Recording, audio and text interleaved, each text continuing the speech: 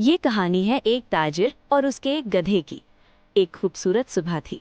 ताजिर ने अपने गधे की पीठ पर नमक की भारी बोरियां लादी और बाजार की तरफ रवाना हो गया।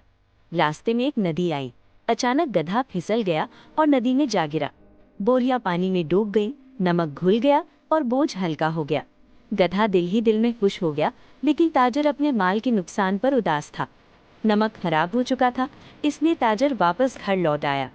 अगले दिन ताजिर ने नमक की नई बोरियां लादी और दोबारा बाजार के लिए चल पड़ा। नदी एक बार फिर सामने आई। इस बार ताजिर बहुत मोहताज था, लेकिन गधे ने जानबूझकर खुद को नदी में गिरा दिया। ताजिर समझ गया कि ये सब जानबूझकर किया गया है। वो खामोश रहा और गधे को घर वापस ले आया।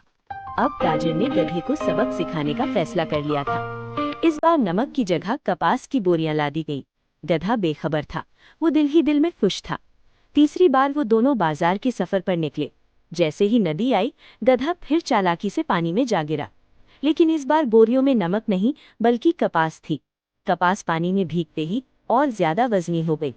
बोझ हल्का होने के बजाय दुगना भारी हो गया। गधा बमुश्किल इस बोझ को संभाल पा रहा था।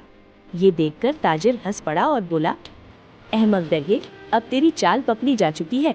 याद रख, तुम हर बार किसी को बेवकूफ नहीं बना सकते। तो बच्चों, इस कहानी से हमें ये सबक मिलता है कि दूसरों को नुकसान पहुंचाकर हम कभी फायदे में नहीं रह सकते।